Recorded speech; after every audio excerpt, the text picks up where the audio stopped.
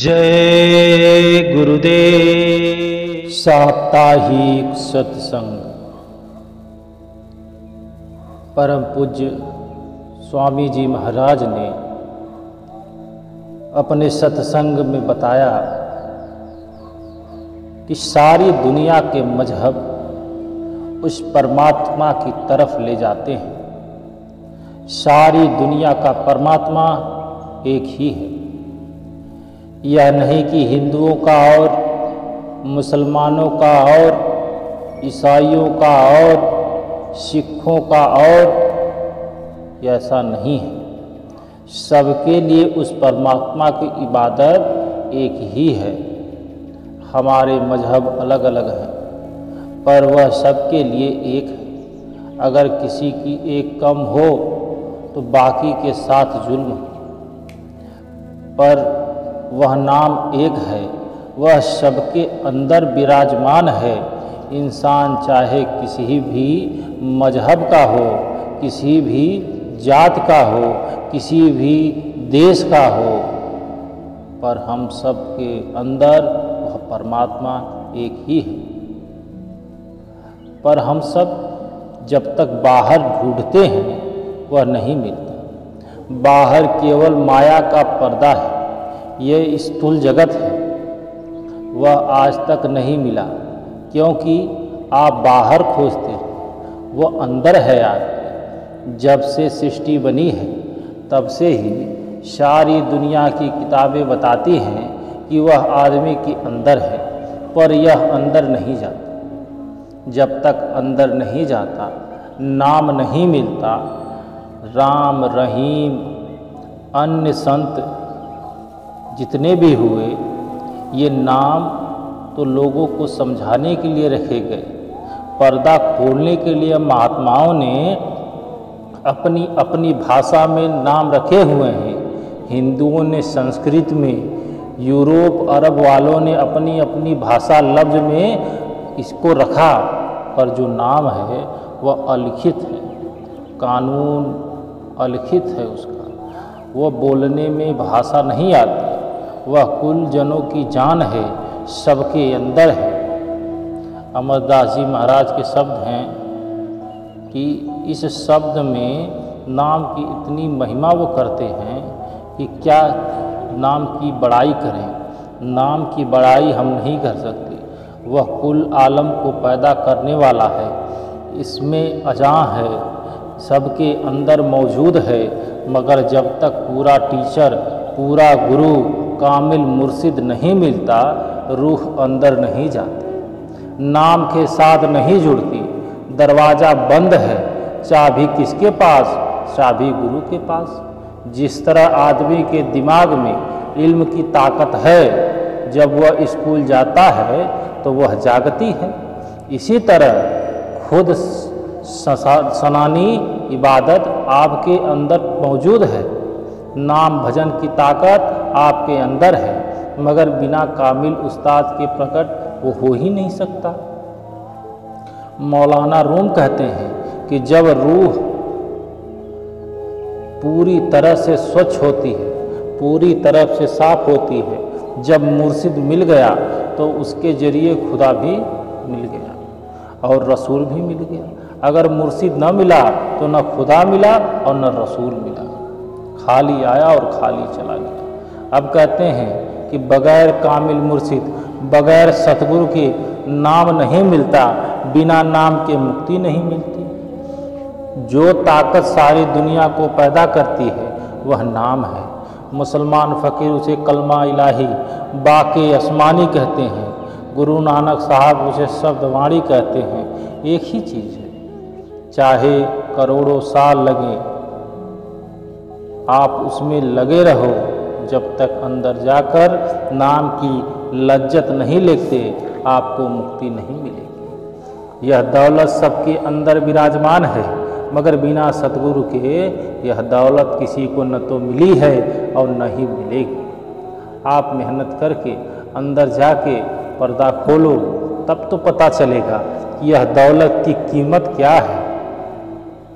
वह न संस्कृत भाषा में, न अरबी में, न फारसी में, उस ताकत का नाम शब्द है। अरबी भाषा में उसे बाक़े आसमानी या कलमे इलाही और फ़ारसी में इसमें अज़ाम कहते हैं। उपनिषद उसे आसमानी कहकर बयान करते हैं। वह अति मीठा, अति प्यारा। मौलाना रूम कहते हैं कि वह नगमा राग औलिया अल्लाह के अंदर जो हो रहा है और ये ही उसे सुनते हैं, इन्हीं के लिए वह कीमती चीज़ है। फिर कहते हैं कि दुनिया के लोगों के कान बंद है, इसलिए वह राग नहीं सुनते, मगर जब वे कामिल मुर्शिद के पास जाएंगे तो उनका कान खुल जाएगा, वह राग वो सुनने लगेंगे। नहीं तो सारे बाहर आए और खाली चले गए। अब संत कहते हैं कि तेरे अंदर ही वह राग है, वह शब्द है जो अति मीठा, अति प्यारा है। जिसे स्वाद आता है उसकी लज्जत को वही जान सकते हैं। वह इंसान का निजात दहिंदा यानी मुक्तिदाता है। मगर जब तक आत्मा अंदर नहीं जाती, नाम की लज्जत नहीं आती, काम मरता नहीं। जब वह नाम की लज्जत आती है, काम मरता है। क्रोध, ईर्ष्या, चुगली, पश्चाताप, ये सब दूर होते हैं। विषयों से प्यार घटता है। अगर कोई लज्जत है तो वह नाम की लज्जत है, जिसे पाकर के मन बस में हो जाता है। दुनिया की लज्जत नासवान है, वह अविनाशी है, वह किसी खास कौम की जायदाद नहीं है। मालिक सबका एक है। हर एक कौम मजहब के बुजुर्ग कामिल फ़कीर जो ऊंचे दर्जे तक गए, उनकी महिमा करते हुए संत कहते हैं कि कुल 9 लाख खंड ब्रह्मांड और 14 तबक मंडल को बनाने वाला कौन? नाम। लफ्ज खंड ब्रह्मांड नहीं बना सकता। नाम की ताकत जो अति मीठी, अति प्यारी है और सबके अंदर है, मगर गुरु के बगैर वह मिल नहीं सकती। वह लज्जत लेने के योग्य चीज़ है। जब तक लज्जत न ली जाए, इल्म नहीं होता कि नाम क्या चीज़ है। दुनिया लफ्ज़ों के झगड़े में मर रही है। जब नाम का पता लग जाए, फिर किसी के साथ द्वैत नहीं रहती, क्योंकि फिर समझ में बात आ जाती है कि मेरे अंदर है वह चीज़, वह सभी के अंदर है। फिर किसी के साथ पक्षपात आदमी नहीं कर सकता। यह दुनिया फना है, कौड़ी के समान है, नाम मोती है। दुनिया बाहर माया में यानी दुनिया के समानों में फंसी हुई।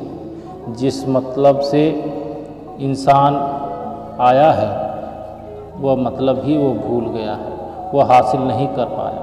इंसान बनने का इसने फ़ायदा हासिल नहीं किया है। ऋषि मुनि 84 लाख योनियों का बयान करते हैं, उन सब में उत्तम श्रेष्ठ मानव योनि है।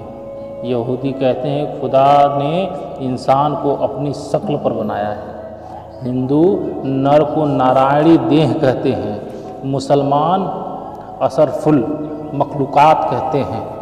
जो कुछ भी कहा जाता है सच है, इसमें जरा भी शक नहीं। मगर जो सामान उस वाहिदुल्लाह फ़कीर ने इसके अंदर रखा है, उसका इसे कुछ इल्म नहीं। यह अंदर जाता ही नहीं, इसे इल्म होता ही नहीं, इसे अपनी हैसियत खबर नहीं मिलती। यह आत्मा है, रूह है, इसकी पूजा के योग्य केवल परमात्मा ही है और कोई चीज़ इसकी पूजा के काबिल नहीं है। देवता, देवी, फरिश्ते, ब्रह्मा, विष्णु, महेश, जिब्राइल, मैकाइल, इजराइल सभी इसकी सेवा के लिए। 10 इंद्रियाँ, 4 अंतःकरण, 14 के 14 देवता इसकी सेवा के लिए मौजूद हैं। इसी तरह विष्णु सृष्टि में है, हमारे अंदर भी हैं। वह खाना हमारे आमाशय में या पेट में जाता है तो ताकत उसे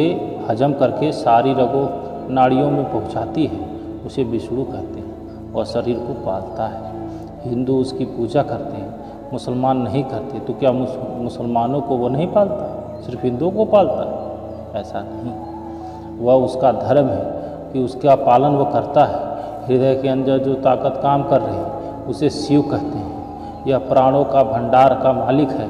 प्राणों के जरिए मनुष्य बोलता है, प्राणों के जरिए खाना पीना चलना फिरना होता है, प्राणों के आश्रय मलमूत्र बाहर आता है, प्राणों या हवा के जरिए ही खून का दौरा होता है। उस ताकत को शिव कहते हैं और यह काम करना इनका धर्म है, फिर कोई पूजा करे या न करे। बेशुमार ताकतें आत्मा को सेवा करने के लिए लगाई गई हैं और सब आपके अंदर पूजा के लिए सिर्फ परमात्मा बना है और वह हमारे अंदर है, बाहर नहीं है। यह है कि इंसान यहाँ गलती कर रहा है, उसे सोचना चाहिए। सारी दुनिया ठाकुर द्वारा मस्जिदों मंदिरों में जाती है, कोई गंगा, कोई यमुना, कोई मक्का, कोई मदीना, कोई कहाँ तो कोई कहाँ। दुनिया की सारी किताबें छान मारी मगर बाहर वो मिला नहीं। जिसे मिला है अंदर ही मिला है, यह अंदर जाता ही नहीं, इसे हैसियत का खबर ही नहीं। अगर इसे खबर हो जाए तो सारी दुनिया का बादशाह यह बन जाए। दुनिया के विषय विकारों में पढ़कर इसने अपना जीवन गंवा दिया। अगर वह कामिल मुर्शिद के राह को लेकर के 9 दरवाजे तय करके 10वीं गली में आ जाए, नाम ले ले तो यह गुरमुख बन जाए। सभी मजहब के कामिल फ़कीर यही कहते हैं, हिंदू भी कहते हैं कि जब तक जीते जी नहीं मरता परमेश्वर नहीं मिलता। मुसलमान कहते हैं कि मूतु कबलम मूतु, मौत से पहले मरो। लाइफे सित्ता यानी 6 चक्र में रब नहीं देवी देवता है। आंखें बंद करके आसमानी मंजिल पर जा, आंखों तक चढ़कर फिर आसमान पर जा। मौलाना रूम कहते हैं कि वह बाग जिसे आकाशवाणी या नाम कहते हैं हर एक इंसान के अंदर हर वक्त धुन दे रहा है, वह कौन सुनता है? कोई कामिल फकीर या पुरुष सुनता। ऐ इंसान, तू गधे की तरह खाकर पेट भर कर सोया रहता है, क्या यही अच्छा है? इसी के लिए तू आया है। रूहानी मंडल पर तू चढ़, जाके वहाँ देख कि आसमान में क्या चीज़ है। वे कान के बहरे शब्द उनको नहीं सुनते। वह जान जान कहलाने की हकदार नहीं है, जिसे मालिक का अभी तक सुख नहीं मिला है। क्या अच्छा क्या बुरा, इसके चक्कर में फंस करके जो तुम्हारी असलियत है तुम उसको भूले हुए हो और कहते हो कि परमात्मा का दीदार नहीं। वह परम पिता परमेश्वर अभी हमको मिला नहीं। तो परम पिता परमेश्वर ऐसे नहीं मिलता। उसको पाने के लिए लोगों ने बड़ी तपस्या की, अपने शरीर के पूरे ढांचे को गला दिया, अपने प्राणों को सुखा दिया, फिर भी वो लज्जत नहीं मिली। आज इस कल के युग में, इस घोर कलयुग में संत महापुरुषों ने इसे बहुत ही सरल कर दिया। अब इससे सरल कुछ हो नहीं सकता। कहा गोस्वामी दास जी ने कि कलयुग केवल नाम आधारा, सुमर सुमर नर उतर ही पारा। इस कलयुग में केवल नाम की महिमा है। जिसने उस नाम को जान लिया, उस नाम को पा लिया और नाम की लज्जत जिसने महसूस कर ली, उसको समझो कि उसको सब कुछ मिला। वह अपने घर का रास्ता भी पा लिया और इस संसार की लज्जत को भी जीते जी पा लिया। लोगों में भ्रम कि हम इस संसार में रहते हैं और इस संसार की लज्जत को ले रहे हैं। लज्जत लेने का मतलब है कि सुख की अनुभूति प्रति क्षण होती रहे। हमें सुख की अनुभूति सिर्फ क्षण हो रही है, प्रति नहीं हो रही है। प्रति का मतलब कि बार बार नहीं हो रही है। किसी एक घड़ी में, किसी एक समय के भंडार में उस क्षण है जहाँ हमें एक सुख की भ्रांति हो रही है। वास्तविकता ये है कि हमें सुख मिल ही नहीं रहा, जबकि ये एक अटल सत्य है कि इस चराचर जगत में सुख नाम की कोई चीज़ ही नहीं है। यहाँ ये स्वप्न है। जैसे आप सोते हो, स्वप्न देखते हो, स्वप्न में बड़े बड़े गाड़ी, बड़े बड़े महल आपको दिखाई देते हैं, ऐसा प्रतीत होता है कि ये सब कुछ हमारे हैं। और आप देखते हो कि तरह तरह के पकवान, तरह तरह के मिष्ठान आपके सामने रखे हुए हैं। आप बड़े आनंदित हो रहे हो और उसको उठाते हो। आपको पता है आपने कभी उसका स्वाद पाया ही नहीं। क्यों? क्योंकि वह एक मिथ्या है। वह एक मिथ्या है जिसको वास्तविकता आप मत समझो, वो वास्तविकता में नहीं बदल सकती। इसीलिए इस चराचर जगत में जिसे हम सुख कहते हैं, वह सुख यहाँ है ही नहीं। सुख कहाँ है? सुख संत महापुरुषों के बताए रास्ते पे सुख भी है। जैसे यहाँ दुख प्रत्यक्ष है, यह दुख का संसार है, यहाँ दुख को महसूस किया जाता है, दुख को स्पर्श किया जाता है। उसी तरह जहाँ आपका देश है, जहाँ के आप निवासी हो, वहाँ सुख ही सुख है, वहाँ दुख की कल्पना भी नहीं। यहाँ तो आप सुख की कल्पना कर पा रहे हो, वहाँ तो आपको दुख की कल्पना ही नहीं है। आप वहाँ जाओगे तो वहाँ की रूहों को, वहाँ की जीवात्माओं को ये पता ही नहीं है कि दुख नाम की भी कोई चीज़ हुआ करती। आप वहाँ के निवासी, तो सुख यहाँ नहीं है। सुख कहाँ है? संत महापुरुषों के बताए रास्ते पर जब रूह चलती है, एक एक मुकाम को पार करती है, जैसे जैसे मुकामों को पार करती है, वैसे वैसे उसे आनंद की प्राप्ति होने लगती है, वैसे वैसे वो सुख के सागर में गोते लगाने लगती है। जय